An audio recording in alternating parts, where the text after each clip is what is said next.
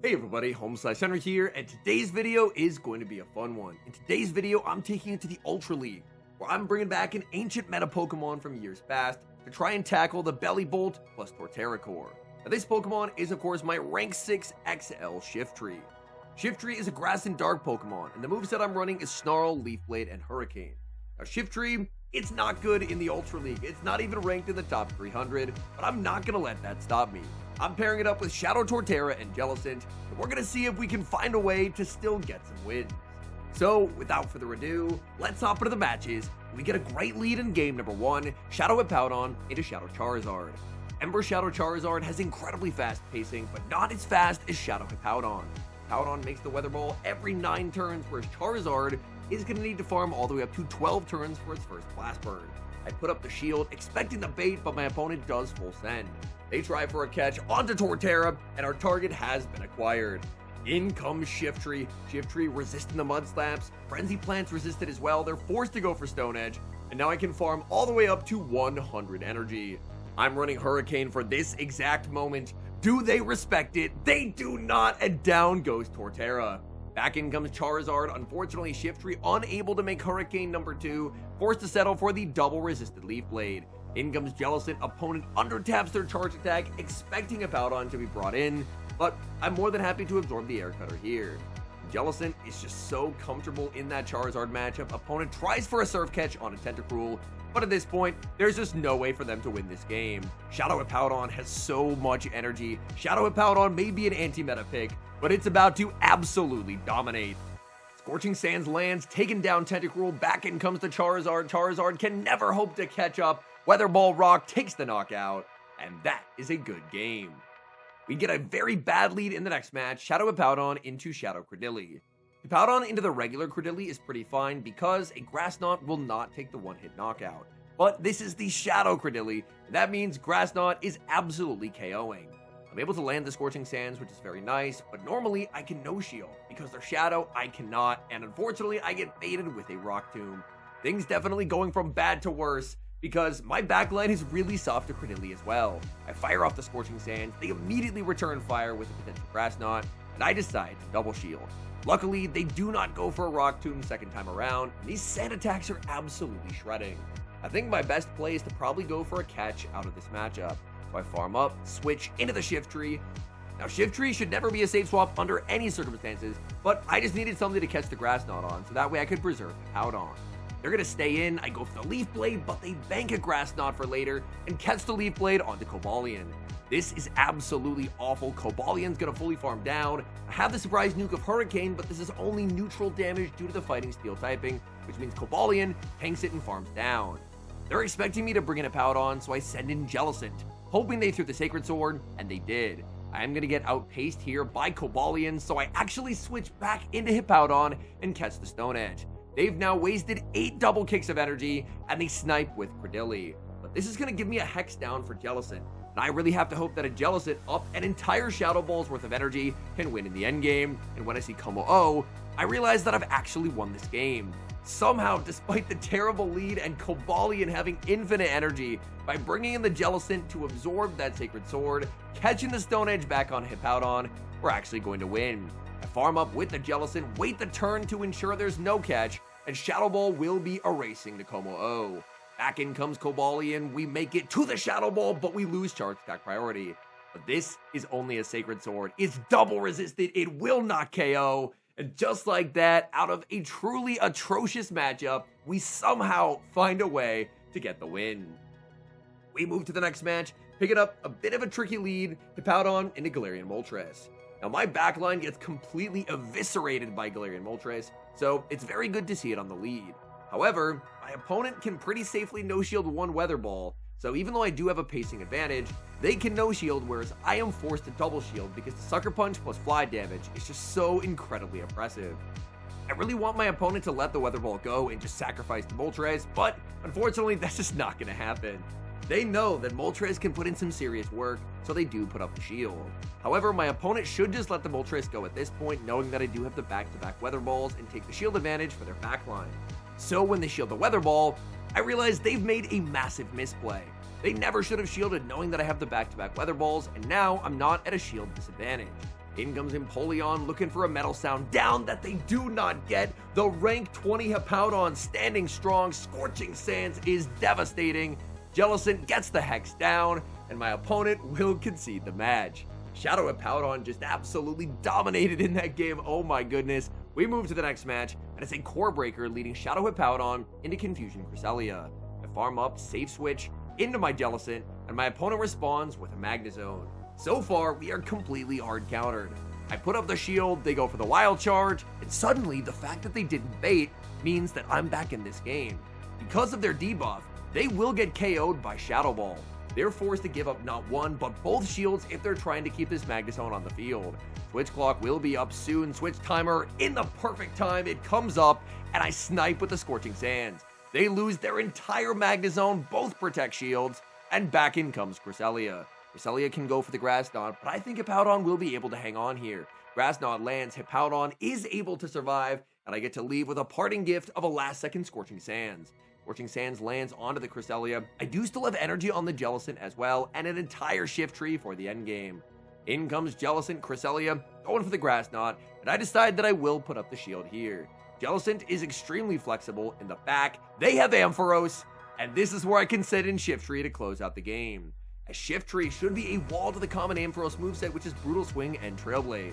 Obviously, if they have Focus Blast, I'm about to get one shot, but Focus Blast is not too common on Ampharos. They're actually on Zap Cannon, so they were on an unexpected nuke, but even with a Zap Cannon debuff, there's no stopping Shiftry. Shiftry's Leaf Blade will take the knockout. Back in comes Cresselia, and they're gonna have to try and Confusion down to win, and that's just never gonna happen.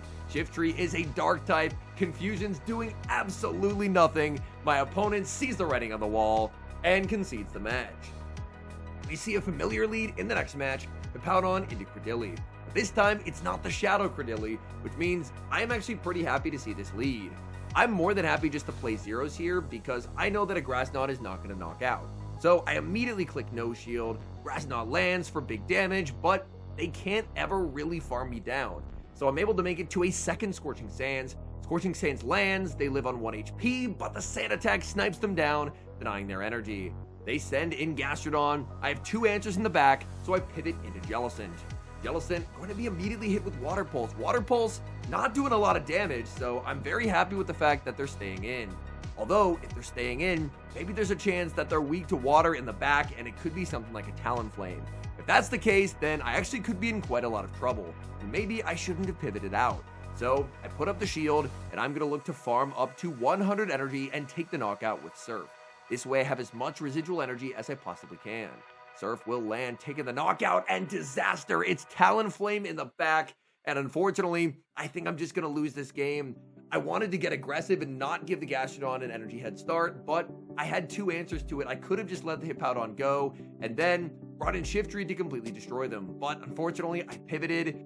An aggressive playstyle can win many games, but unfortunately, in this one, it's actually going to lose me this game because I make a Surf. But this is the Ultra League. It just does not KO. Surf lands, they're able to survive, and they just have too much HP. I send in the Shiftry. Shiftry getting absolutely annihilated by a boosted charge tag from the Talonflame. Flame Charge lands, taking the KO. Hippowdon cannot make the Weather Ball rock, and unfortunately, we just can't win that game. We move to the next match, picking up a pretty nice lead Shadow Hippowdon into Shadow Toucannon. Shadow Hippowdon actually does 2 damage per Sand Attack to Shadow Toucannon. So, as this matchup plays out, the thing to watch is actually Toucannon's health bar, as Toucannon is going to get absolutely melted by these Sand Attacks. Add to that the fact that Hippowdon strictly outpaces them. It's 9 turns versus their 10, and for Hippowdon, this lead matchup is actually pretty good. Despite the fact the Sand Attack is not really known for its damage, and it's double resisted here, the Sand Attacks are just melting Toucannon. Toucannon gonna be knocked out with a Weather Ball Rock, no catch comes through for my opponent, and now they bring in Credilli. Credilli is awkward, but Jellicent in the Ultra League is so incredibly bulky that even though technically I'm double weak to Credilli in the back, I'm very okay with just letting the Hippowdon get KO'd and then just sending in the Jellicent. I know Jellicent will tank a Grass Knot very comfortably, and I can look to overfarm and not only knock out the Credilli, but look to have a bit of an energy head start for whatever my opponent has in the back. Grass Knot is going to land. In the back is Steelix, and Steelix is completely walled by Shiftry. Psychic Fangs, Crunch, Earthquake, it would all be walled. We land the Leaf Blade, opponent sees the writing on the wall, and concedes the match. Hopping into the next match, leading Shadow Hippowdon into a Shadow Ampharos. This is an incredibly nice lead. My opponent's going to be pivoting out immediately as they send in Togekiss. Now, Togekiss is a bit of an awkward Pokemon for this team to encounter. I fire off the Weather Ball, get a shield. I try for an Aura Sphere catch, but unfortunately my opponent is too patient. They hold on to their energy, and instead I'm going to be hit with Dazzling Gleam. But to my surprise, they're not on Dazzling Gleam. They're actually on Psyshock, and they make a massive misplay of throwing on Alignment. Now, these battles were in the 2900s in the Ultra League, so seeing timing like that was a pretty massive surprise. I'm going to fire off Shadow Ball, just looking to lock in as much damage as I can get. Back in comes the Ampharos, and Ampharos will immediately be met with the Shadow Ball. But what Ampharos doesn't know is it's about to get completely walled by Shiftry. Shiftry, it doesn't matter. Brutal Swing, Trailblaze, all of it's going to be resisted. They're actually on Thunder Punch, which is a pretty big surprise, but I can throw 2 Snarls. The second Volt Switch damage won't even land if they don't shield because they will get KO'd. If they bring back in the Togekiss, well, I'm pretty sure they're in Leaf Blade range, so I'm more than happy to shield. The Pex will definitely add up, but I'm still going to try and throw on good timing. Snarl is never going to be farming anything down as it's a pretty dreadful fast move, but we're able to take the knockout, and in the back, oh no, it's Virizion. I have 1 win con, full sending the Hurricane. Do they respect it? They do respect it, and unfortunately, this game is just impossible. There's no way to win. Anytime you're running something spicy, there's going to be certain Pokemon that you just automatically lose to, and for this team, it is Virizion. Now, unfortunately there, I did get a 1-turn switch, which I shouldn't have gotten because the 1-turn Sand Attack got damage registration error. So, unfortunately, a game error means we don't make the Shadow Ball, but realistically, even landing a Shadow Ball, it wouldn't have put them into Scorching Sands range, so we do lose the game. We see a Purified Credilli for the second time in these battles, leading into our Hippowdon. I'm going to play it out the exact same way as I did before, just firing off the Scorching Sands right away, no shielding, and playing the zeros. Scorching Sands is going to land. We didn't really get a lot of Scorching Sands debuffs today, but overall the team did barely go positive. I believe it was like 10 wins and 9 losses, which in the 2900s in the Ultra League, I will absolutely take for running something as crazy as Shiftry. Scorching Sands lands, they get sniped down by the Sand Attack. In comes Gastrodon, and I think this is the opponent that I played earlier. Well, I'm not going to make the same mistake twice. I stay in, get farmed down, Shiftry on Gastrodon, Jellicent on the Talonflame, and we get our revenge in the rematch. Shadow Hippowdon into Cresselia in the next match. Cresselia, not a fun Pokemon for this team to see. This time it's not Confusion. Seeing Psycho Cut was a pretty big surprise because Confusion, in my eyes, is probably just better on Cresselia, although realistically, I don't think Cresselia is a particularly strong pick for the Ultra League. I think there are just better options. If you want to run a Psychic type, I think there are better Psychics, and if you want something with Grass damage, I think there are just better Pokemon with Grass damage. Although, to be fair, here I am talking smack about Cresselia when I'm actively running a Shiftry, but you know what? I'm at least aware that the Shiftry's not good. I'm just running it for fun, and because it walls off Ampharos. So I'm going to go for huge farm with Jellicent. The fact that they were Moonblasting instead of Grass Dotting means they're on Future Sight, so I'm more than happy just to tank all that damage and get a huge farm.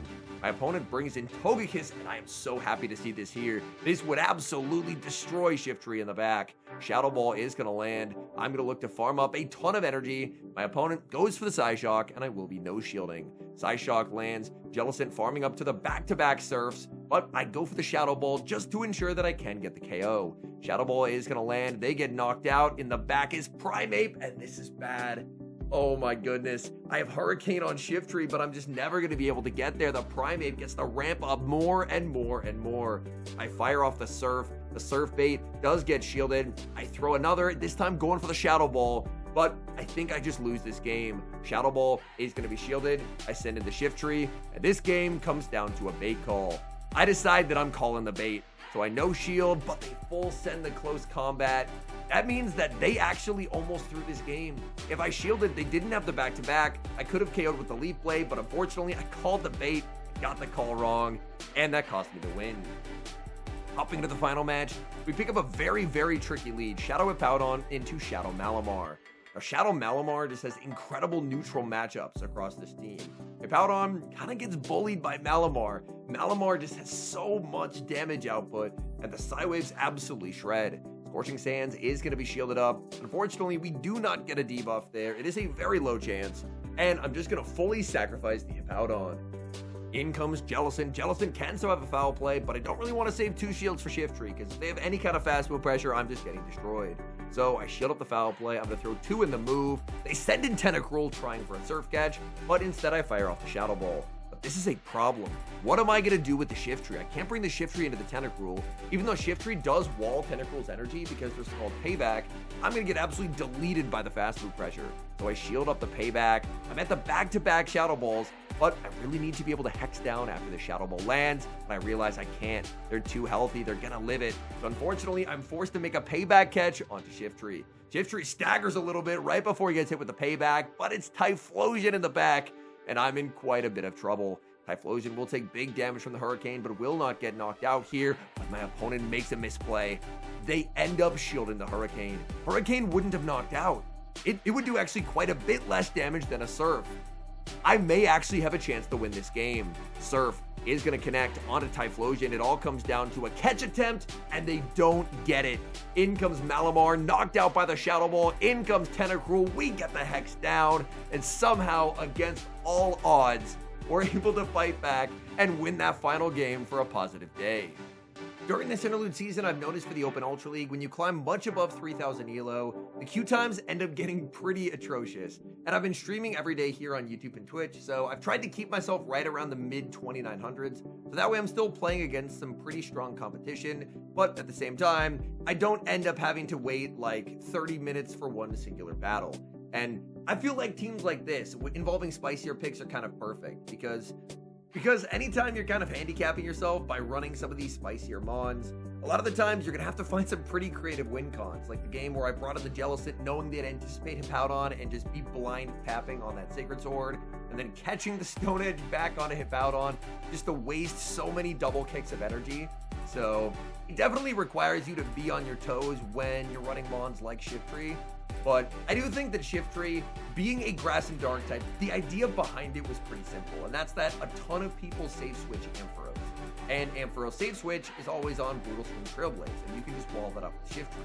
Additionally, with all of the Belly Bolt add up or Elo switching over to Thundershock, then you're walling off Belly Bolt as well. You're able to do a pretty good job at shutting down Mudslap Torterra, so that's a pretty common archetype, is Torterra and Belly Bolt and Ampharos, so having a Mon that can kind of do well into all three ends up working out. Now you might say, Henry, why didn't you just run Virizion?